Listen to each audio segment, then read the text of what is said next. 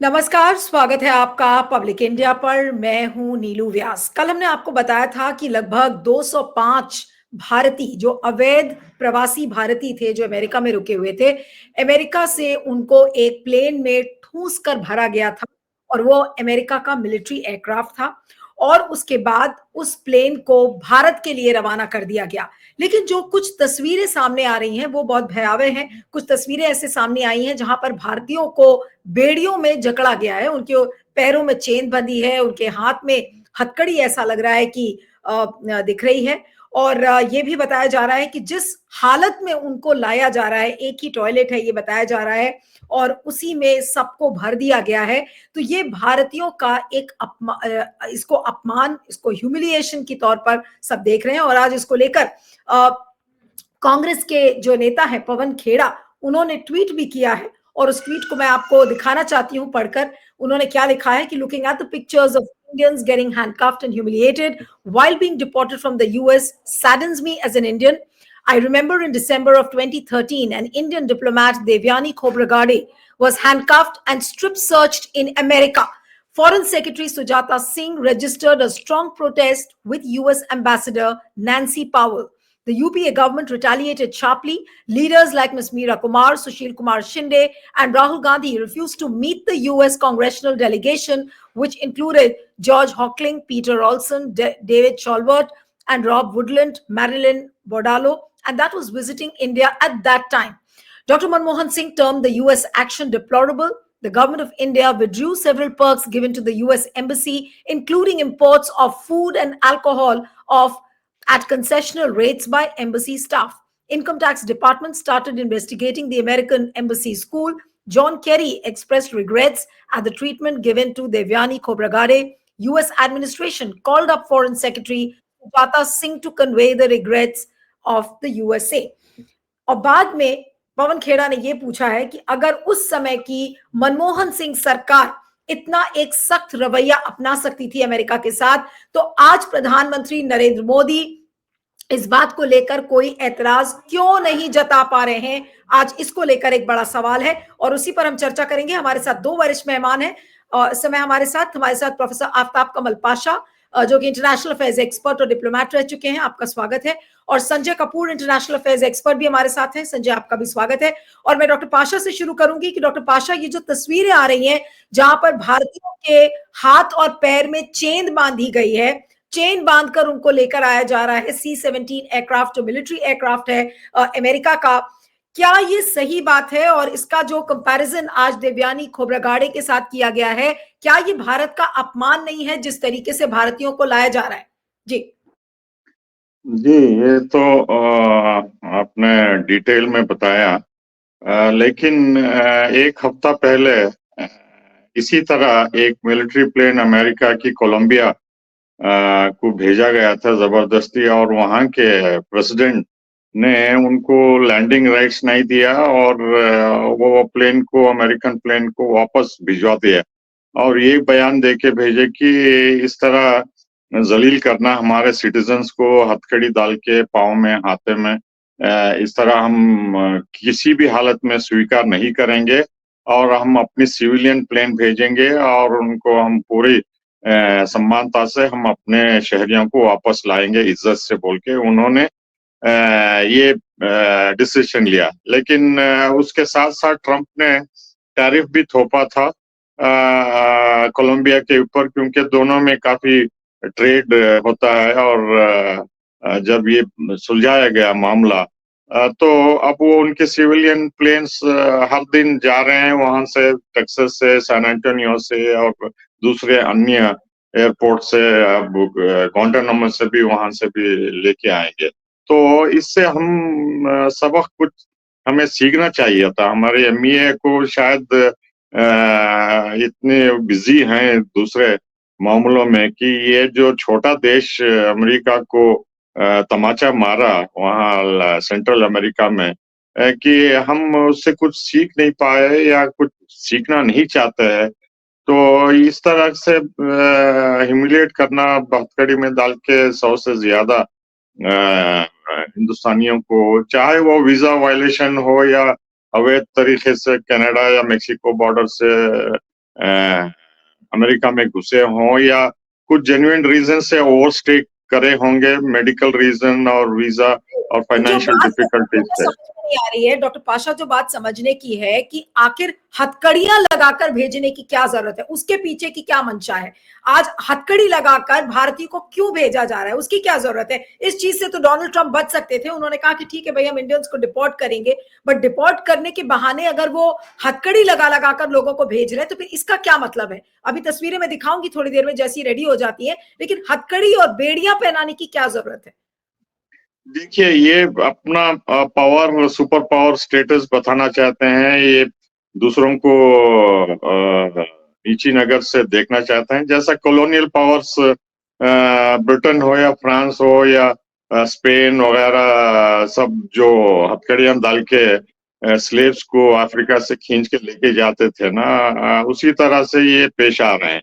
Colonial powers, imperial powers जो जुल्म किए ग्लोबल साउथ के ऊपर, भारत पे भी, तो ये बताना चाहते हैं कि अमेरिका का दबदबा है और आप कुछ नहीं कर सकते हमारे पावर के पीछे, और हमारे खिलाफ कुछ नहीं कर सकते, हम बेबस हैं बोल के आज वो मोदी बताना जी, चाहते हैं।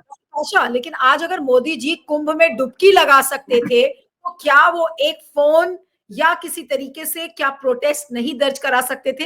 देवयानी खोबरागाड़े के साथ भी जब इस तरीके का सुलूक हुआ था तो उस समय मनमोहन सिंह ने और उनकी सरकार ने ये प्रोटेस्ट रजिस्टर किया था। पवन खेड़ा के ट्वीट में यही लिखा है। आज मोदी जी के मुंह से ये बोली क्यों नहीं निकल रही। क्योंकि वो ट्रंप को मानते हैं कि वो अपना करीबी दोस्त है, जिगरी दोस्त है, लंगोटी यार है, तो वो यारी बचाए रखना चाहते हैं और दोस्ती बहाल करके आगे ले जाना चाहते हैं, चाहे कुछ भी हो। वो प्राइस, कीमत अदा करने के लिए तैयार हैं। ये तो उनके लिए छोटा प्राइस है, और वो ये भी जानते हैं कि हमें अमेरिका के साथ मिलके आगे चलना है, और इस पे अगर कुछ नेगेटिव रिएक्शन करेंगे तो उनको डर है कि अमेरिका या डोनाल्ड ट्रंप कुछ और सख्ती से पेश ना आए, और जो ट्रेड एग्रीमेंट है या दूसरे अन्य मामलों में वो अमेरिका की सपोर्ट जो चाहते हैं उसमें बाधा ना पड़े, तो इससे ये डरते हैं, इसलिए। इसका रेपकशन क्या होगा डॉक्टर पाशा, उसके बाद फिर मैं संजय जी के पास जाती हूँ कि ये रेपकशन इसका क्या होगा। आप ये देख रहे हैं कि किस तरीके से भारतीयों को ठूसा गया है प्लेन में और जिस अनहेल्दी कंडीशंस में उनको लाया जा रहा है। क्या हमें प्रोटेस्ट रजिस्टर करने का कोई तरीका हमारे देश के पास नहीं है। मोदी जी अब इतनी दोस्ती में मशगूल हो गए हैं कि वो इस बात को भी भूल गए हैं कि भारत के लोगों का किस तरीके से अपमान हो रहा है।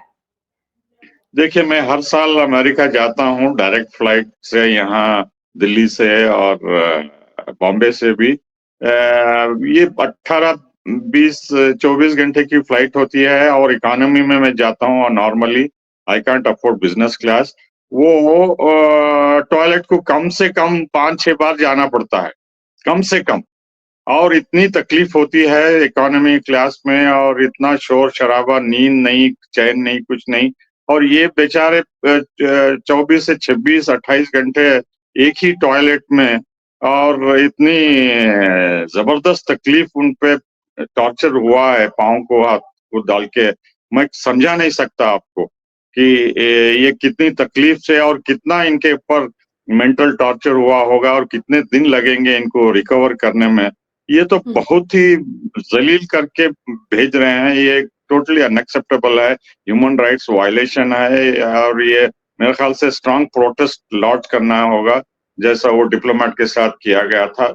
लेकिन हम स्पाइनलेस हैं बोल के बता दिए हैं, और ट्रंप इसको वीकनेस समझता है और दबाव डालेगा दूसरे अन्य मामलों में। तो ये हमें पहले ही स्ट्रांग स्टेटमेंट, स्टैंड लेके हमें बताना चाहिए था कि हम ये कोई बनाना रिपब्लिक नहीं है कि हम आप जो भी ह्यूमिलिएट करते हैं हम टॉलरेट करेंगे बोल के।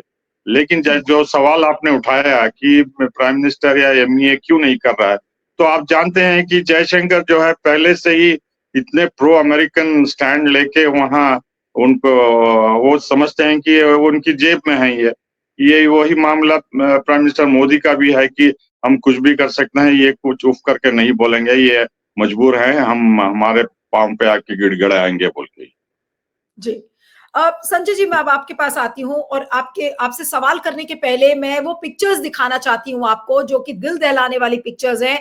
अमेरिका को मोदी जी हमारा दोस्त बताते हैं, इतना बड़ा स्ट्रैटेजिक अलाय बताते हैं, और ये देखिए किस तरीके की पिक्चर्स हैं। हाथ बंधे हुए हैं, ये वो मिलिट्री एयरक्राफ्ट है अमेरिका का, जिसमें कि ये सारे भारतीय जो आप देख रहे हैं, उनके पैरों में जंजीरें हैं, आप देख सकते हैं, उनके हाथ बंधे हुए हैं, पैर भी बंधे हुए हैं, और फिर उनको प्लेन में लेकर जाया जा रहा है। एक बार फिर से वो पिछली वाली तस्वीर अगर प्ले करेंगे तो आपको समझ में आएगा। ये देखिए, लाइन लगाकर लोग जा रहे हैं प्लेन के अंदर। दो आपको मार्शल्स एक तरीके से दिख रहे हैं वो प्लेन के, और हाथों में बेड़ियां हैं, और पैरों में भी, जो दूसरी पिक्चर में आप देखिए, बिल्कुल साफ नजर आ रहा है कि पैरों में इनके चेन्स बंधी हुई हैं या बेड़ियां बंधी हुई हैं। अब मैं संजय आपसे पूछती हूँ, और आज पवन खेड़ा ने इन पिक्चर्स को ट्वीट किया है, और उसके बाद सारी वेबसाइट्स ने इस खबर को छापा भी है, और सब ने इस चीज को एक लाइन से, अगर मैं हेडलाइंस अगर पढ़ूं, इंडियन एक्सप्रेस ने छापा है कि Indians deported from US were handcuffed, humiliated, claims Congress. Handcuffed and humiliated Congress leader Pavan Khera slams a US deportation. Economic Times. Times of India says US sends back illegal Indian migrants in military aircraft. Economic Times, pictures of Indians getting handcuffed, humiliated while being deported from US. Again, Economic Times. तो ये लगातार सारे websites including telegraph सब ने इस खबर को बड़ा चढ़ाकर बताया है, और बताया है कि यथास्थिति क्या है। सोशल मीडिया पर भी इसको लेकर लोग बहुत लिख रहे हैं। क्या आपको लगता है कि ये आज ट्रंप ने ऐसा करके मोदी जी को क्या संदेश दिया है? देखिए, ये तो बहुत ही दुखद स्थिति है कि हिंदुस्तान के लोगों को इस अंदाज में भेजा जा रहा है। मेरे ख्याल से जब ना हमारे विदेश सचिव वहाँ पर थे, विदेश मंत्री वहाँ पर थे, तो ये सब चीज़ें, और उसी दौरान ये खबर आई थी कि 18,000 जितने भी इलीगल इमिग्रेंट्स उनको हम कबूल करेंगे, तो उनको नेगोशिएट करना चाहिए था। उन्होंने नेगोशिएट नहीं करा, तो ये सबसे बड़ी शिकस्त तो उनकी है कि उन्होंने हिंदुस्तानी को आने का यहाँ पर वापस आने दिया, और ये सब चीज़ें नहीं नेगोशिएट करी थी। तो जो ह्यूमिलेशन हुआ है वो उनका सिर्फ 200 लोगों का नहीं हुआ, पूरे मुल्क का हुआ। क्योंकि उसके साथ साथ एम्बेसी ने एक स्टेटमेंट भी इशू करा, और उन्होंने उसमें जो उसकी टोन और उसकी भाषा है, उससे लगता है कि वो बताना चाहते हैं कि इस तरीके से जाना खतरे से खाली नहीं होगा। परंतु अगर आप गौर करें तो अमेरिका की जो शक्ल अख्तियार करी है इतने सालों में, वो इसी इमिग्रेंट्स की, इस कंट्री ऑफ इमिग्रेंट्स, लोग बाग जितने भी गए हैं वहाँ पर, चाहे 100 साल 200 250 साल पहले जब भी गए, वो इसी तरीके से गए, वहाँ गए, वहाँ रहे, और उसके बाद उन्होंने नागरिकता ली। अभी भी है ना, यहाँ पर जो स्टैच्यू ऑफ लिबर्टी है, वो लोगों को क्या करती है, उसका वो एक ही चीज़ की प्रतीक है कि आइए, अपने जितने भी दबे कुचले लोग हैं वो आइए, हमारे मुल्क में जगह है रहने की। तो अमेरिका का अब पूरा एटीट्यूड चेंज हो गया जब से डोनाल्ड ट्रंप आए हैं। वो कोशिश कर रहे हैं कि इसको ऐसे वैसा ही मुल्क बनाएं जो कि और मुल्क होते हैं जहाँ पर कि इमिग्रेंट्स के लिए कोई जगह नहीं होती है, और ख़ास कर उनको तकलीफ़ है और रंग के लोगों के से, खासकर जो वो वाइट सुप्रीमेसिस्ट उनके साथी हैं, उनके कई सारे दोस्त हैं, और वो चाहते हैं कि उसी की तरीके से, जब मेकिंग अमेरिका ग्रेट अगेन का मतलब यही होता है कि गोरा मुल्क बनाने का, उसमें और कोई नस्ल ना हो, उसमें और कोई रंग ना हो। तो ये बहुत ही परेशानी वाली बात है। और दूसरी सबसे परेशानी की बात यह है कि हिंदुस्तान ने अभी तक कोई मजबूती से कोई स्टैंड नहीं लिया। उसने अपनी जो लीडरशिप थी कई साल पहले, as a leader of non line nation, leader of a country which was different from the West and also away from the bloc, वो काफ़ी हद तक छोड़ दी दबाव में आकर। उनको लगता है कि नॉन लाइन मूवमेंट की कोई जगह नहीं है आज की तारीख में, और इस वजह से हालत ये हो गई है कि हम ना इधर के हैं ना उधर के, बीच में फंसे हुए हैं। और कोशिश ये रहती है कि किसी तरीके से हमको अगर ना वहाँ से तवज्जो मिल जाए तो हमारी हैसियत बढ़ जाएगी। पर अमेरिका ने इस तरीके से करने के बाद बता दिया हिंदुस्तान को कि आपके लिए जब इस पूरी हाई टेबल में कोई जगह नहीं है, आपको रास्ता अपने आप है ना ढूंढना पड़ेगा अगर कुछ करना चाहें। अभी मैं एक छोटा सा इंटरव्यू पर देख रहा था किशोर महबूबानी का, जो कि सिंगापुर के इंटेलेक्चुअल हैं, पहले मंत्री भी रह चुके हैं। उनका ये था कि हिंदुस्तान को कोशिश करनी चाहिए कि ना अमेरिकी पीढ़े में जाए और ना चीन और रूस से पूरी तरह से आइडेंटिफाई करे, उसको इंडिपेंडेंट होना चाहिए, क्योंकि इस आने वाले माहौल में दुनिया बहुत तेज़ी से बदल रही है, और वही एक तरीका है जिससे कि आप अपनी हैसियत बना के रख सकते हैं, और कोई तरीका नहीं है। आपको लगता है कि प्रोफेसर पाशा, क्या मोदी सरकार इसको लेकर कोई प्रोटेस्ट दर्ज करेगी भी? अगर उनको प्रोटेस्ट दर्ज करना होता तो ये पिक्चर्स तो कल से चल रही हैं, और आज इसके बारे में कांग्रेस ने जब से रिएक्ट किया तब सोशल मीडिया ने और मीडिया ने लिखना शुरू किया। आपको लगता है कि प्रोटेस्ट, क्या ये जयशंकर ने ये तस्वीरें नहीं देखी होंगी या मोदी जी ने ये तस्वीरें नहीं देखी होंगी? जरूर, आजकल सोशल मीडिया इतना पावरफुल हो गया, इतना एक्टिव है, हर एक खरिये में हर एक बंदे के पास जो है इमीडिएटली ये तस्वीरें, ये वीडियोस वगैरह सब पहुंच जाती हैं, और ये बहुत ही नेगेटिव इमेज होगा गवर्नमेंट का और इनकॉम्पिटेंस एमईए का, और जो भी प्रयास करेंगे, जो भी कंसेशंस देंगे गवर्नमेंट अमेरिका को, चाहे वो मिलिट्री बेसिस जो चाहते हैं या एंटी चाइना पॉलिसीज या ट्रेड में या टैरिफ हटा के वगैरह सब, तो ये जो पुरानी यादें हैं अमेरिका की कि वो सैंक्शंस डाला 74 पीसफुल न्यूक्लियर एक्सप्लोजन के बाद, या अमेरिका पाकिस्तान को हथियार देता रहा और हमारे दुश्मनों के साथ साजिश करके हमें कमजोर करना चाहता था। ये पूरे ये पुराने जो हम घाव भूलना चाहते थे, और उस पर नमक डाल रहा है अमेरिका, और हमारी गवर्नमेंट जो है कोलैबोरेटर की तरह चुपचाप बैठी है, उसको कुछ कदम उठाए बगैर। तो मेरे ख्याल से ये गवर्नमेंट की तौहीन है। ये गवर्नमेंट, ये आम नागरिक जो बताते हैं कि हम विश्व गुरु हैं, हम ग्लोबल पावर हैं, हम यूएन सिक्योरिटी काउंसिल के मेंबर बनना चाहते हैं, हम ग्लोबल साउथ के लीडर हैं, हमने G20 में ये कर दिया, वो कर दिया, हम यूक्रेन में जाके सलाह कर देंगे, सीज फायर कर देंगे। पूरी दुनिया में हम ढोल बजा रहे हैं कि हमारा जो है दबदबा पूरी दुनिया में है, और विश्व गुरु को सब सीरियसली लेते हैं, उनकी बात मानते हैं। हम जहां भी जाते हैं तो हमारे प्रधानमंत्री के पांव छूते हैं। इस तरीके से बढ़ा चढ़ा के एस्पिरेशंस, एक्सपेक्टेशन जो हिंदुस्तानियों को बताए थे, तो अब ये सब मिट्टी में मिल गई है। ये अब, और 17 तारीख को जब अमेरिका जाएंगे लोगों को पता चलेगा कि भारत ने इतने कंसेशन दिए हैं अमेरिका के दबाव में आके, तो ये बहुत ही नेगेटिव पब्लिसिटी होगी। जिस तरीके से डॉक्टर पाशा, जिस तरीके से जलील किया गया है भारतीयों को, ये मोदी सरकार के मुंह पर भी एक तमाचा है। क्या मोदी जी ये कह सकेंगे कि भाई मैं अभी ट्रंप से नहीं मिलूंगा, या अभी भी वो मिलने के लिए उतना ही लालायित रहेंगे, बावजूद इसके कि किस तरीके से भारतीयों का अपमान किया है डोनाल्ड ट्रंप ने? नो, किसी भी हालत में वो कुछ नहीं करेंगे। वो और उत्सुक होंगे कि ट्रंप से मिलके जल्द से जल्द डील करे, और वो जो भी चाहते हैं मेरे ख्याल से वो मानने के लिए तैयार हो जाएंगे। लेकिन इसको लेकर प्रोटेस्ट कौन करेगा? आपको लगता है कि कोई प्रोटेस्ट रजिस्टर होगी सरकार की तरफ से, एम्बेसडर के लेवल पर या जयशंकर के लेवल पर? मोदी जी तो छोड़ दीजिए, मोदी जी तो किस वजह से नहीं कर रहे हैं ये तो पता है सबको, लेकिन कोई भी किसी लेवल पर भी क्या ये प्रोटेस्ट रजिस्टर ही नहीं होगा? देखिए, पब्लिक ओपिनियन के दबाव में आके कुछ फॉर्मल एमईए या एम्बेसडर वहां जाके प्रोटेस्ट करेंगे, लेकिन इसके कोई माने नहीं है। जब डैमेज कर दिए हैं तो इतने विजुअल पिक्चर्स जो आम हो गए हैं, हिंदुस्तानियों को जो जलील किया है उन्होंने, तो ये इमेज जो है कभी नहीं भूलेंगे।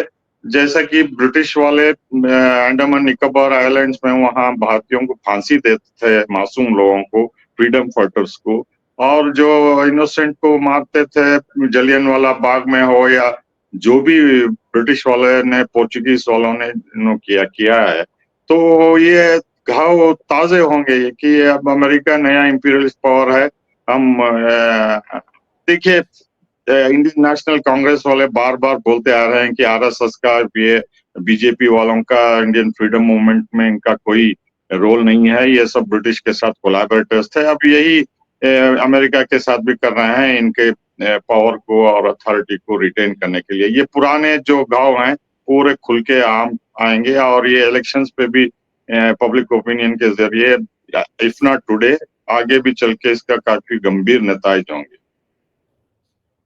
संजय जी, अब मैं आपके पास आ रही हूँ कि इसका क्या असर अब आप देख रहे हैं भारत और अमेरिका के संबंधों के बीच में, या फिर हम भारत और अमेरिका के संबंध अलग कर दें, मोदी जी और डोनाल्ड ट्रंप के बीच में क्या रिश्ता रहेगा इस घटना के बाद? और ये जिस तरीके की टैरिफ वॉर और इमिग्रेशन का जो पूरा प्रोसेस है शुरू हुआ है, आपको लगता है कि मोदी जी वाकई जो 56 इंच का सीना की बात उनके सांसद करते हैं, वो क्या वाकई में इस चीज के बारे में कुछ कह भी पाएंगे, या ये आया गया भूला हुआ एक चैप्टर हो जाएगा जिसको कोई याद नहीं करेगा एंड में, और मोदी जी बिल्कुल शांत रहेंगे?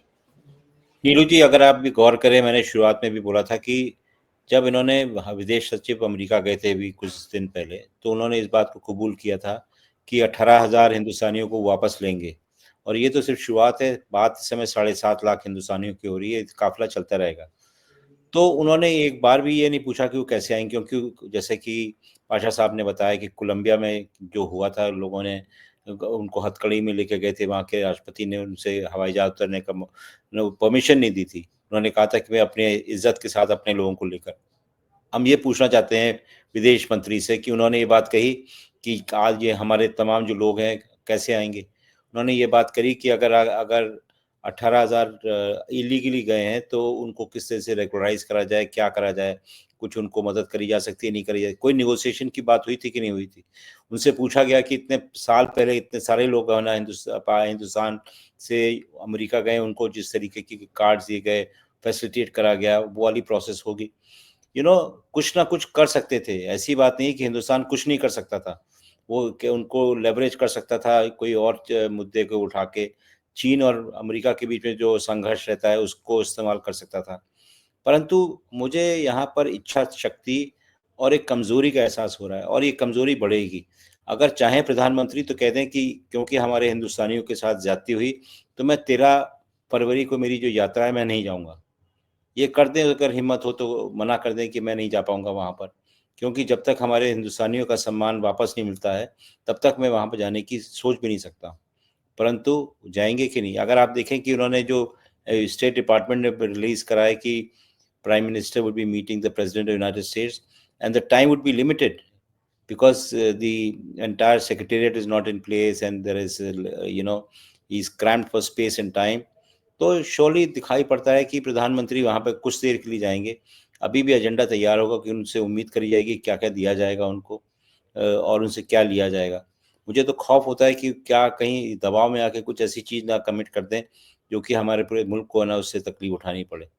तो हम बहुत ही गंभीर दौर से गुजर रहे हैं, और जैसे मैंने किशोर महबूबानी की बात कही थी कि अभी ज़रूरी है कि हम अमेरिका से थोड़ा हट के रहें, क्योंकि जितना नज़रों से दूर रहेंगे डोनाल्ड ट्रंप के, उतना हमारा फ़ायदा रहेगा।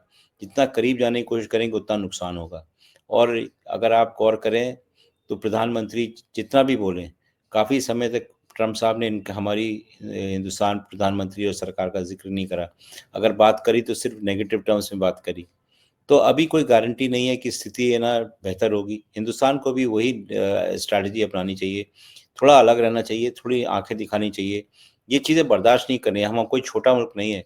हम लोग है ना 1.54 बिलियन लोग हैं, आर्थिक रूप से थोड़े दबे हुए हैं, पर हमारी इतना बड़ा इतिहास है, इतने बड़ा सिविलाइजेशनल कंट्री है। तो और इस तरीके से अगर हम कबूल कर लेंगे तो हमारा कुछ नहीं बचेगा। अब अंत में एक पाशा साहब से एक कमेंट लूंगी इस पूरे घटनाक्रम पर, जहां पर ठूस ठूस कर भारतीयों को भरा गया प्लेन के अंदर, उनके ऊपर चेन में उनके हाथ बांधे गए, उनके पैर बांधे गए। अब ये सारे लोग, बताया जा रहा है कि ये जो C-17 एयरक्राफ्ट है वो पंजाब, उसमें पंजाब के लोग हैं, चंडीगढ़, महाराष्ट्र, उत्तर प्रदेश और इन सब राज्यों के लोग हैं। और कल तो ये भी खबरें आ रही थी कि पंजाब की पुलिस खड़ी हुई है लोगों का इंतजार करती हुई कि हो सकता है उसमें से कोई अपराधी भी पकड़ा जाए तो उनको पकड़ा जाएगा। लेकिन अंत में इस घटनाक्रम पर क्या कहा जाए डॉक्टर पाशा? कितने भी शब्द हो शायद इस समय कम पड़ेंगे, और मोदी जी सरकार को लोग धिक्कार रहे हैं आज कि आप अपने ही भारतीयों का सम्मान आज नहीं बचा पाए, आज आप अपने ही भारतीयों को प्रोटेक्ट नहीं कर पाए, और डोनाल्ड ट्रंप की ये हिम्मत कैसे पड़ी कि भारतीयों के बेड़ियों, जो हाथ और पैर है, उनको बेड़ियों में बांधा जाए? आपने ये जिक्र नहीं किया कि इसमें 30 से ज्यादा गुजराती भी हैं, और गुजरात के चीफ मिनिस्टर रहे हैं प्राइम मिनिस्टर मोदी, और उन्होंने पूरा प्रोपेगेंडा किया कि गुजरात जो है सबसे डेवलप्ड है मॉडल है भारत के लिए, पूरी दुनिया के लिए बोल के उन्होंने बहुत प्रोपेगेंडा किया, पब्लिसिटी किया। अब ये लोग इतने मजबूर हो के वहां क्यों जाना चाहते हैं और क्यों हथकड़ियां में पहन के उनको मजबूर यहाँ पे दोबारा वापस भेजा गया है? देखिए, 3 पॉइंट्स मैं बताना चाहता हूँ जल्दी। एक तो ये पता साफ जाहिर होता है कि इससे हमारी सरकार वीक है, कमजोर है बोल के एस्टैब्लिश हो गया। दूसरी बात यह है कि पिछले 35 सालों से हर एक प्रधानमंत्री पीवी नरसिम्हा राव से लेके, मुझे 1-2 मिनट दे दीजिए, तो ये प्रधानमंत्री पीवी नरसिम्हा राव के दौरान से पूरे प्रधानमंत्री अमेरिका के साथ अच्छे ताल्लुकात के लिए कोशिश करते आ रहे हैं और हम स्ट्रेटेजिक पार्टनरशिप के लिए बहुत से कंसेशन दिए हैं, सैक्रिफाइस दिए हैं। उसका क्या मतलब होता है? सैंक्शंस डालो और इतना ह्यूमिलिएट करो। और तीसरी बात यह है कि जो हम चीन के साथ जो भी करना चाहते हैं, हम रूस के साथ जो करना चाहते हैं, ये डिसाइसिव होगा न्यू वर्ल्ड ऑर्डर के लिए। जो हम इतना वीकनेस अगर बताएंगे तो ये बहुत बुरा हाल होगा हमारा भी और हमारे क्लोज अलाइज जो हैं ब्रिक्स में, उनका भी बहुत बुरा हाल होगा।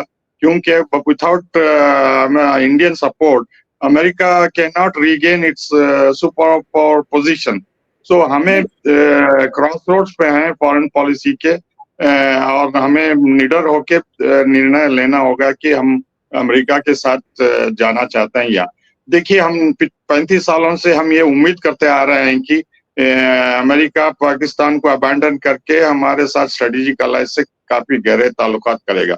लेकिन अमेरिका की पॉलिसी ये है कि वो एक टांग वहां रखना चाहते हैं और दूसरी तरफ भारत को भी अपने पंजे में ट्रैप करना चाहते हैं। तो ये हमें मंजूर नहीं करना चाहिए कि ये स्ट्रेटेजिक पार्टनरशिप आप एक तरफा से देख रहे हैं और हमारा नुकसान कर रहे हैं।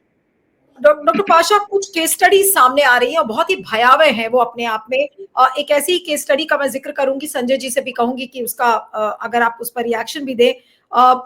एक कहानी जो लोग जिसको डिस्कस कर रहे हैं कि 2023 में एक केस स्टडी है जिसका मैं जिक्र कर रही हूँ कि 2023 में तमाम कठिनाइयों को झेलकर अमेरिका के एक शहर पहुंचे और अब डिपोर्ट होकर कैथल पहुंचे संदीप की दास्तान उन असंख्य नौजवानों में से एक है जिन्हें काम करने के लिए अमेरिका में टेम्पररी वीजा भी मिल गया था लेकिन डिपोर्ट कर दिए गए। अब ये जो संदीप की दास्तान है, ये कैथल के रहने वाले हैं, इनका केस स्टडी सामने आया है जिसके बारे में सोशल मीडिया पर बहुत चर्चा हो रही है।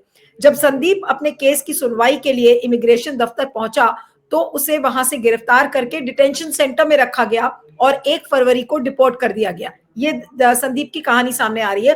अमेरिका जाने के लिए संदीप के परिवार ने अपनी 2 एकड़ जमीन बेचकर 42 लाख रुपए एजेंट को दिए थे। अब बिना जमीन जायदाद के और 42 लाख रुपए गंवाकर उन्हें अब नए सिरे से अपना जीवन संघर्ष शुरू करना है। आज ऐसे लोगों को क्या जवाब देंगे प्रधानमंत्री नरेंद्र मोदी? सबसे आपसे एक रिएक्शन लेते हैं और फिर अंत में पाशा साहब से। जी संजय। मैं अब ये मुझे सुनकर बहुत दुख हुआ और जितनी भी कहानियां हैं वहां पर जो हवाई जहाज से लौट रहे हैं और तमाम लोगों की उससे मिलती जुलती हैं। क्योंकि अगर आप गौर करें, पिछले कई महीनों से लोग बाग हिंदुस्तान से जा रहे हैं। अभी वो निकारागुआ एक हवाई जहाज गया था, उसमें लोगों ने 35 लाख से ऊपर दिया था वहां पर अमेरिका में जाने के लिए। क्योंकि अधिकांश लोग अमेरिका में इसलिए भी जाते हैं कि हिंदुस्तान में क्वालिटी ऑफ गवर्नेंस बहुत खराब है। यहाँ पर लोग बाग मुल्क जो छोड़ रहे हैं उसमें यह है कि जो विश्वास है सरकार से वो टूट गया है। इस बात से लोग बाग इत्तेफाक नहीं कर रहे हैं कि तरह तरह की ना भारत विश्व गुरु हो गया, ये हो गया। अगर सब चीज़ यहाँ पे दुरुस्त होती, सब चीज़ ठीक होती तो वो कौन मुल्क छोड़ता। सबसे बड़ा दुख की बात यह है कि लोग देश छोड़ के जाते हैं, ज़मीन जायदाद बेचते हैं, गाय मवेशी बेचते हैं, सब चीज़ बेचते हैं, तो वहाँ पर कम से कम सुकून में अपने घर परिवार के लोगों को बुला सकें। परंतु जब ऐसी स्थिति होती है तो आप सोच लीजिए कितनी बड़ी ट्रेजेडी है कि मुल्क भी अपना आपकी देखभाल नहीं कर सकता और विदेश जहाँ जा रहे हैं वहाँ पे भी आपके लिए कोई प्रोटेक्शन नहीं है। और ये एक बड़ा सोशल अनरेस्ट भी इससे हो सकता है क्योंकि ये अलग अलग राज्यों में जो भी लोग अपने पैसे खर्च करके गए थे अब वो लौटेंगे, कितने पैसे उनके पास हैं, कितना वो वहां पर कमा पाए, किस हालत में है। अभी तो ये एम्बेसी ने मदद भी नहीं करी। सॉरी, दुर्भाग्यपूर्ण बात यह है कि हमारी एम्बेसी जिसकी जिम्मेदारी ये है, खास के ऐसे जो नागरिक जिनको टेम्पररी वीजा मिला हो, ये हो, तो उनकी मदद करने की जिम्मेदारी इनके ऊपर है, परंतु कोई परवाह नहीं करता। वहाँ पे इतनी एरोगेंस दिखाई पड़ती है हमारी एम्बेसीज में, यहीं अमेरिका में नहीं और भी देशों में, कि आपको आम आदमी को तो कोई किसी भी तरीके की मदद नहीं मिलती।